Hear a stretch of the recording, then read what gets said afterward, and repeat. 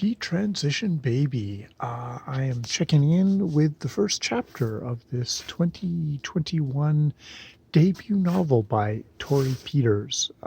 She is a trans author, and this book follows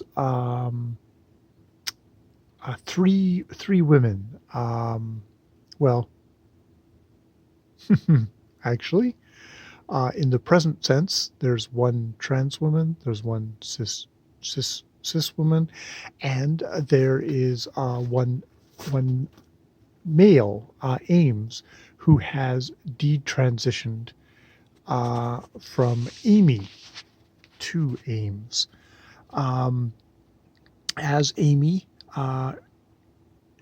when she was in a relationship with Reese, a trans woman who, is finding herself in the Sex and the City conundrum, which, wasn't even something that was particularly a option for trans women for the longest time, which is the whole thing of, are you going to have a career like Samantha? Are you going to have, family settled down like one of the other ones? Are you going to express yourself creatively? I'm a bad Sex and the City fan. I like Sarah Jessica Parker's character. Oh, can't remember. But and she's actually someone who really would like to have a kid. That's actually something that she'd really like. She was in a relationship with Amy. That relationship ended. Now, I'm not quite sure if it ended because Amy decided to detransition or what was the thing. I don't think that's been explored yet. So we get Amy. Then we get, as he is now, Ames, who is in a relationship with his boss, whose name I think is Tracy. I'm going to have to look that up. I think it's Tracy, where he's kind of enjoying being basically kind of the submissive in their relationship, that she actually likes to be a bit dominant. She kind of likes that he is a bit of a feminine guy. And much to his surprise, she announces that she is pregnant, which he really didn't think was going to be a thing, because when he was taking estrogen, it atrophies your testicles, and he's basically told that it's really unlikely that you'd ever be able to conceive. Because of that, you might want to look into making a donation at a sperm bank, and not donation, but putting some of your sperm on ice if you want to make that a possibility in the future. And actually, he looked at it and it was like, oh, this is going to cost as much as kind of like HBO every month. And it's like, well, I'd really like to keep HBO. So he didn't put anything on ice, and he thought it was just a closed door. But no, he's pregnant. She's pregnant with his child. Now the big thing is that he hadn't actually told her that he was a former transsexual, that he had detransitioned. And she does not take the news well, and she feels deceived, which is an interesting thing, because I know that is a big, could be a reaction to trans people, that they're somehow deceiving the rest of us by pretending to be something they are not, which is, not the point, but it's definitely a real trigger word there. And so it's that, but it's interesting that it goes there in an emotional, stressful thing. And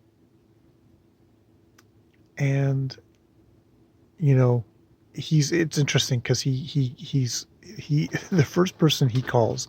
How we find out about this at the beginning is that Reese is kind of going through her life trying to kind of struggle when she gets this call from former Amy, saying like, you know, my girlfriend is pregnant. And she's like, fuck you. Oh, Reese, who has a rather self-destructive thing in that um, what she's enjoying having all her relationships seem to be with married dudes who want to kind of take a walk on the wild side. And oh yeah, maybe that's unfortunate characterization of that or not. The Lou Reed song coming to mind, but that, basically she likes to go out with cheaters. So it's like it kind of guarantees that she's not actually going to have a relationship, a meaningful relationship. And she promises herself that this is just a fling, but it turns out never to be that for her. And that's kind of like self-torturing and sabotaging there. So there's that. So she's not really gotten any great relationships past being with Amy, with Ames formerly when Amy, God. But so she's quite stunned when he calls her and says like, I want to talk to you about it. It's like, what the fuck do you want to talk to me about? Are you trying to rub my nose in it? And it's like, no. The thing is that he has a rather ambivalent reaction to it because he doesn't want to become a father. The whole thing of slipping into kind of a heteronormative kind of traditional man, wife, child kind of relationship is really he does not want to do. He does not want to become the dad. He's not his father. He's not, he may not be Amy, but he's not like dude Ames or something like that. And his idea is to invite Reese into the relationship to be a mother to the child. And she at first, Reese says, fuck off. But she doesn't leave. And it's like, well, do you love her? Do you love this woman? It's like, yes, I do. He says after a little bit of equivocating, it's like, do you love me? And he says, sometimes I do and sometimes I don't, but I have to really try hard not to love you. Just because we're not together, I have to kind of try hard not to love you. It's like, and it's kind of that kind of attention thing. So yeah, he's going to, she's like, sure, I agree. If only because I think you're going to ask Tracy, I think her name is Tracy, and she's going to kill you, and I'll get ringside seat for that. That'll be awesome. Tracy, who is mixed race, her mother is Asian, her father was a Jewish guy who decided to move to Providence and tried being a farmer, and when that didn't, I was a mink farmer.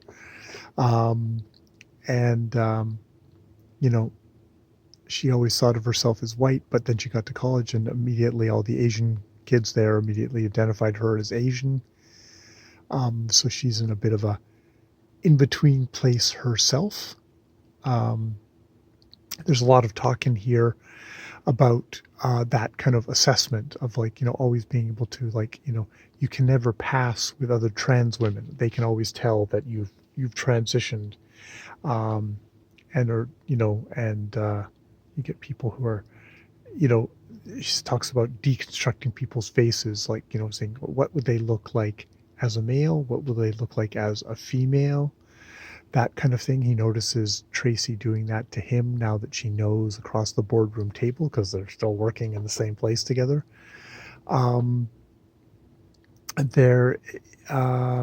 Ames remembers being, as Amy, being at a kind of a thing with other trans women, and there was this guy there, William, who everyone really iced out. And the thing about William is he was a former trans woman who had detransitioned. and but he still went to all the kind of the meetings, the groups, the therapy sessions, and people just, and she actually makes a point of, like, when he goes off for smoke, to kind of talk to him, and she's like, yeah, there's this kind of thing bordering on disgust about him, of this neediness of, like, he wants to be recognition that I was once one of you. And indeed, when Amy becomes Ames, he makes the point of saying, like, no, I have to go cold turkey, because if I did, I would have that hunger for that kind of recognition. And there is a part of that that happens when he's talking with Reese, and Reese says, oh, you wish, girl. And it's like he gets that little thrill there of, like, oh, so, but he hopes having Reese around would actually kind of put enough of a spanner in the relationship that it wouldn't become a hetero relationship, between a heteronormative relationship between him and Tracy, and he wouldn't become that the male, the father, because she'd be around to needle it all the time, to know, because they had this past, and she's fairly powerful in her point of view, and he knows about that, because in some ways, I mean, they have this banter back and forth about how she kind of made him. So, yeah. So this is a cool book. It is really interesting. It is really well written, and yeah, I'm enjoying it so far. We'll leave it there. All right, more videos later.